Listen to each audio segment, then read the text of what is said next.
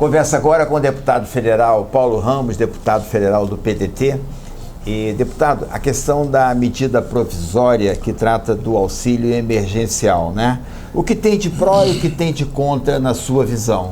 Em primeiro lugar, e é preciso dizer isto com total tranquilidade, sem tentar exacerbar os ânimos. Houve inicialmente, da parte do ministro da Economia, para orientar o governo Bolsonaro, uma resistência na prorrogação do auxílio emergencial.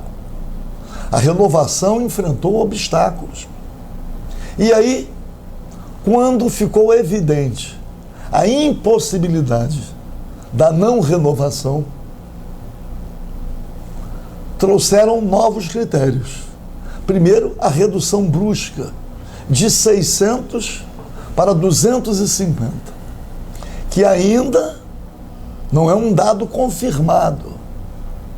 Ainda existe insinuação de reduzir para 200.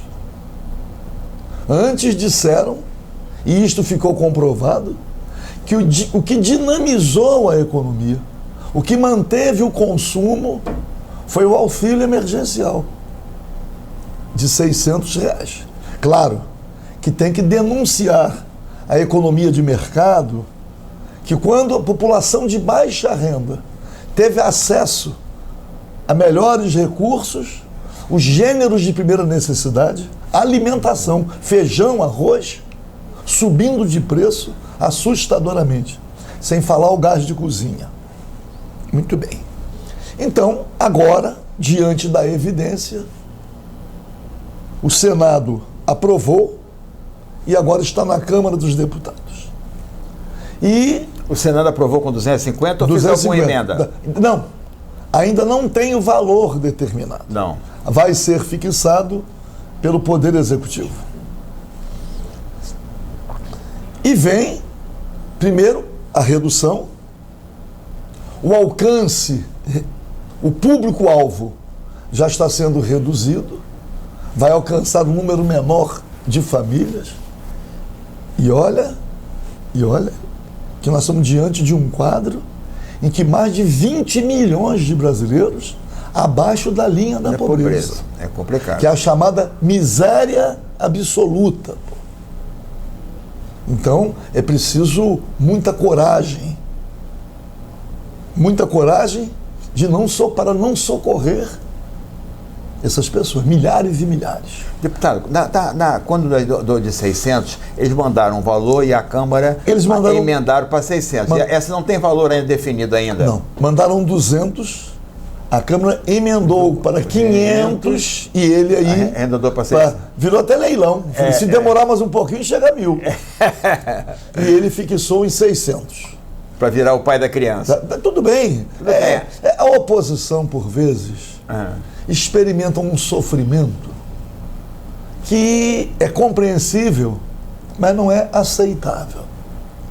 A oposição luta para que determinada proposta seja melhorada. Foi melhorada. Alcançou uma parcela grande da população que experimentava o mais agudo sofrimento, além da pandemia, das mortes e infeccionados. Muito bem.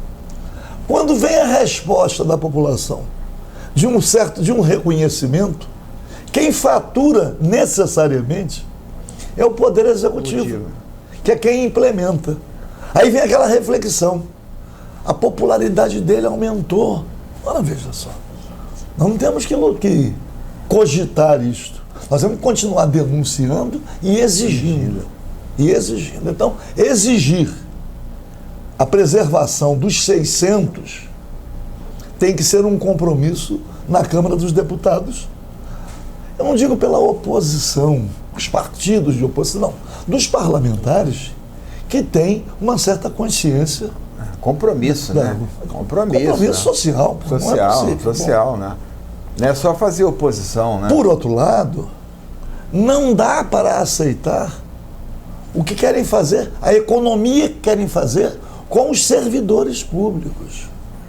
Por o ministro Paulo Guedes, que agora virou o grande defensor da vacinação em massa.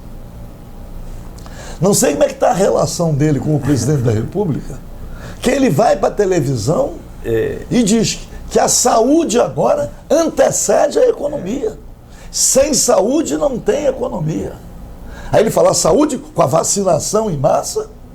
Ele não diz que o presidente da República resistiu, não fez as aquisições em tempo hábil que poderia ter feito, não acolheu o argumento da ciência, o negacionismo, prega ainda as aglomerações, não se apresenta diante do público com a devida proteção, chamou de frescura e mimimi quem está pedindo a vacinação em massa. Não sei se ele estava se dirigindo ao ministro Paulo Guedes, mas ele falou. Então, e o descontrole total. Não tem uma coordenação. Agora os governadores e prefeitos se insurgindo contra o presidente da República. Governadores, inclusive, de partidos da base do governo. Agora, deputado, quando o Supremo tem um papel nessa questão da descentralização, que o governo federal pudesse dar uma diretriz de como será, como é que não coisa aqui, o Supremo interviu e causou esse caos como se faz, não? Tem sido um debate paralelo, não é?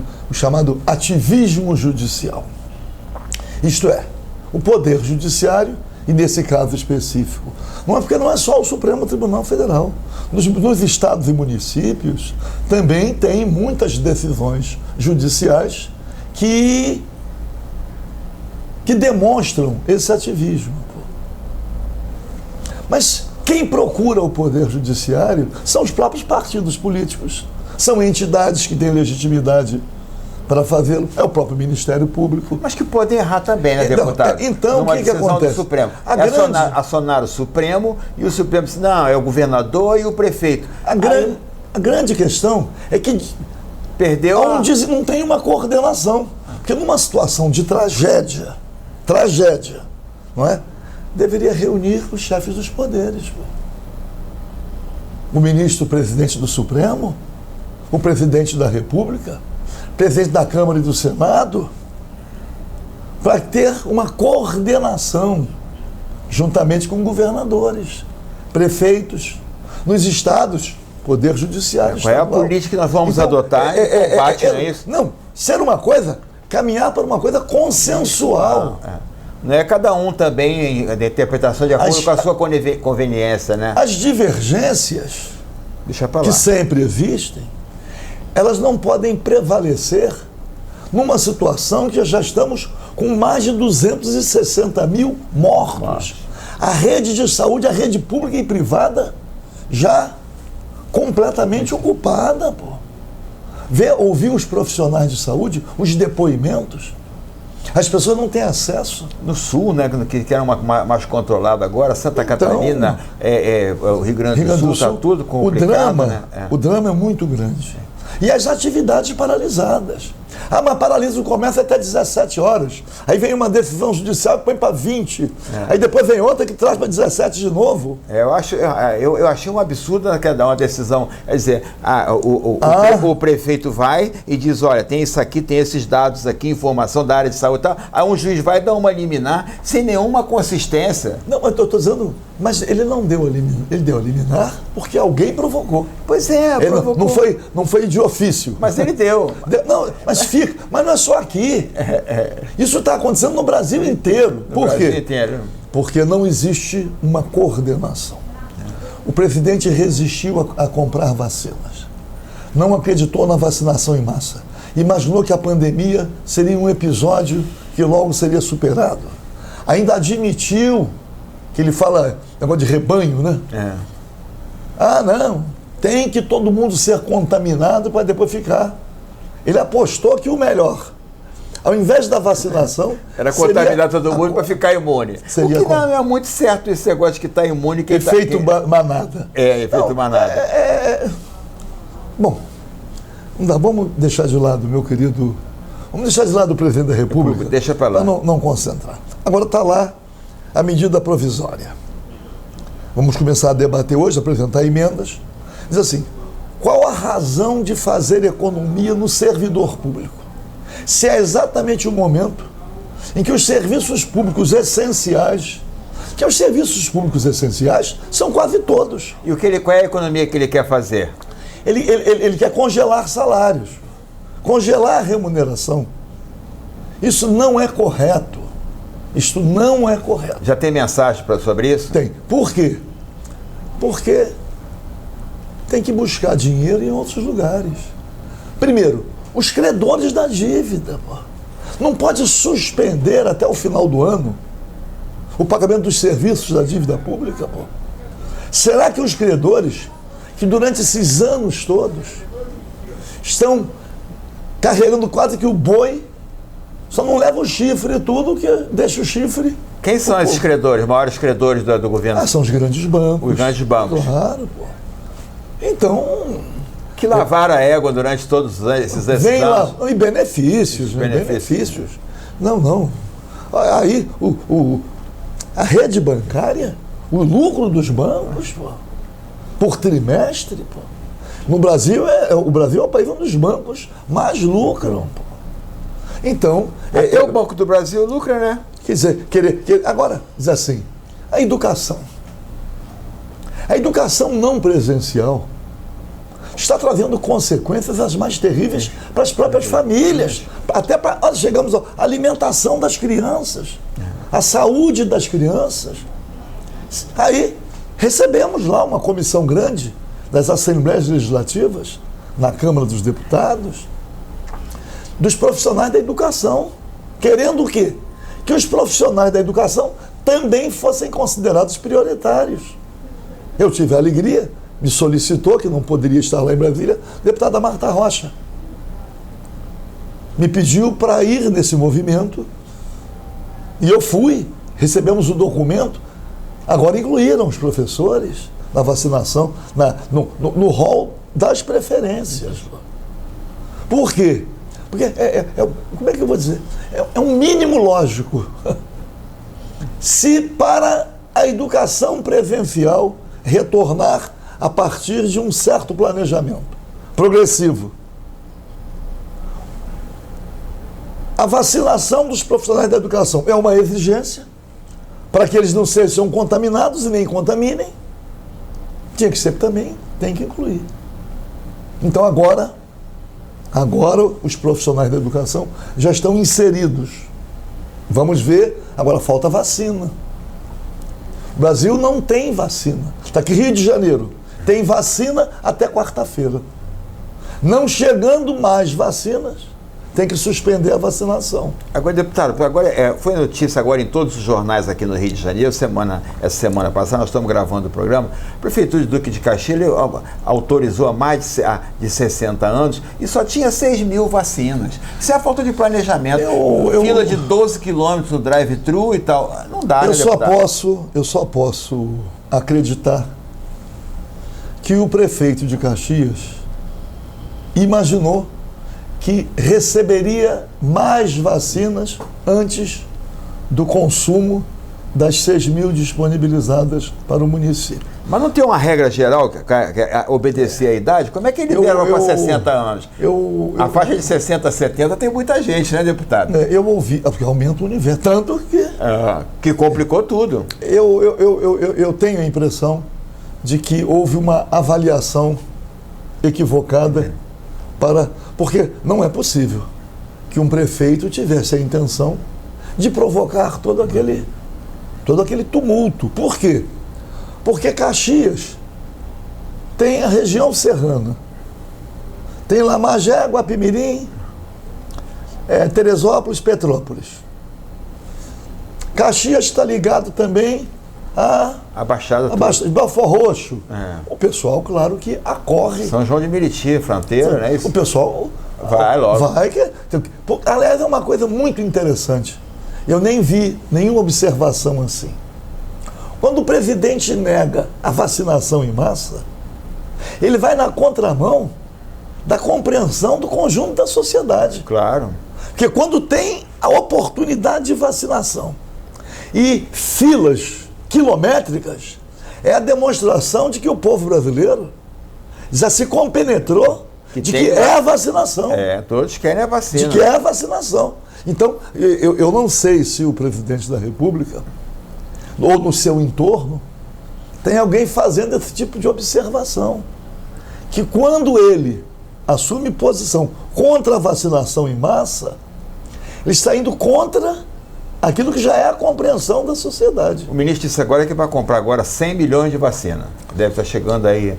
O problema é que não tem certeza da entrega.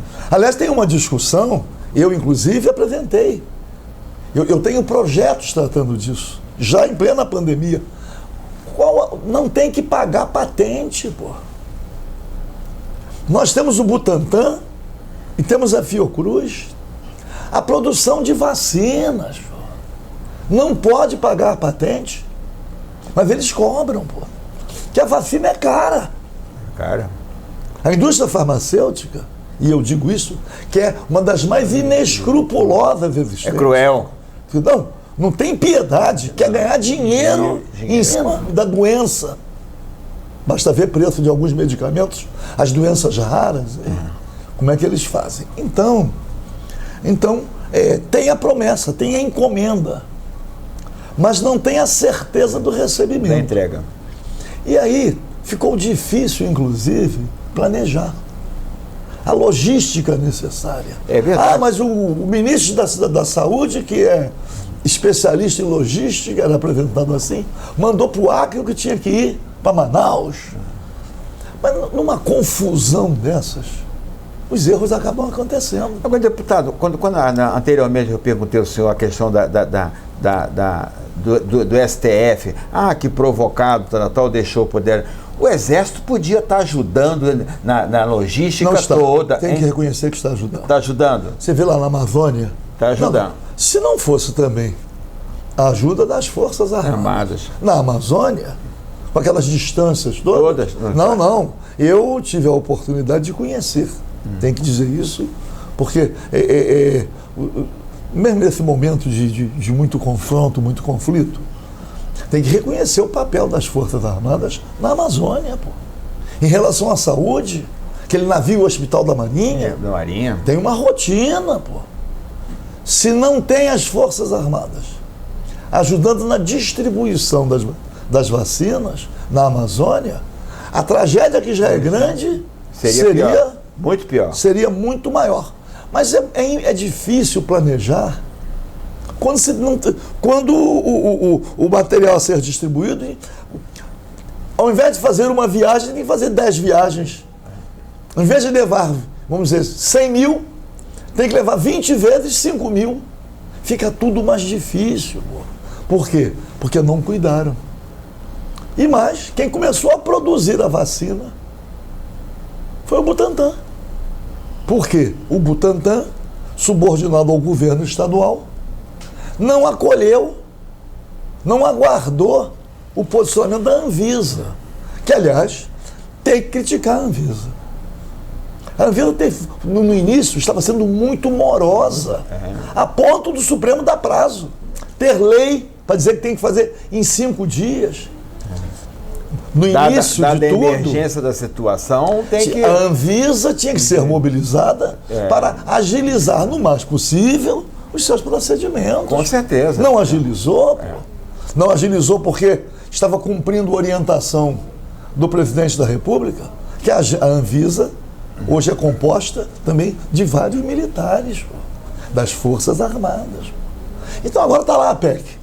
Nós estamos travando uma luta na proteção dos servidores públicos, que não é possível querer congelar salários. Congelar, não quer fazer concurso público, mas vai contratar servidores, para trazer só para o Rio de Janeiro a questão da pandemia. Nós temos, agora estão lá fechando o Hospital Eduardo Rabelo, em Campo Grande, da rede IASERJ. IASERJ Central, fechado. Acabou. Está lá um terreno. Aí, pega lá, Pedro II, Rocha Faria Alberto Schweitzer, transferiram para o município. O município assumiu e entregou para a OS. E agora diz que faltam, que tem leitos, faltam profissionais de saúde. E os servidores estaduais da saúde, que estavam no Pedro II, no Rocha Faria, no Albert Schweitzer, o pessoal que estava na rede IASERJ, aqui no IASERJ Central, que estava aqui no IASERJ Gávea e no Eduardo Rabelo. Para onde foram? Eu sei para onde foram. Esse pessoal está sendo perseguido o mais possível, que não tem plano de cargos, carreiras e salários, não tem nada. Os servidores estaduais da saúde, uma parcela grande, recebendo um salário mínimo. Os servidores estaduais da saúde estão com tudo congelados e ficam encostados. Pô. Como é que pode? Será que não poderia haver uma articulação dos entes federativos, o governo federal com o governo estadual? Está no Hospital de Bom Sucesso, vários hospitais federais, que têm os equipamentos e não têm profissionais de saúde. Mas eles empurraram os servidores estaduais da saúde para esta situação que eles se encontram e agora eles fingem que eles nem existem. Que é razoável convocar esse pessoal? Estão espalhados? Espalhados, sim. Mas eu digo o seguinte, e humilhados.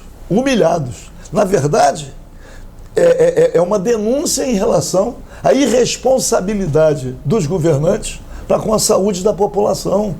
Esse é o desrespeito. Como eles trataram esses servidores da forma a mais cruel, eles agora, como é que eles convocam? Qual é a autoridade política que eles têm? Qual vai ser o acordo? Não é? Porque há anos, que eles estão privatizando, estão terceirizando. Esses hospitais são estaduais. Não passaram... Rocha Faria, Pedro II passou para o município. Agora o Eduardo Rabelo está fechado. Agora essa semana começou a fechar.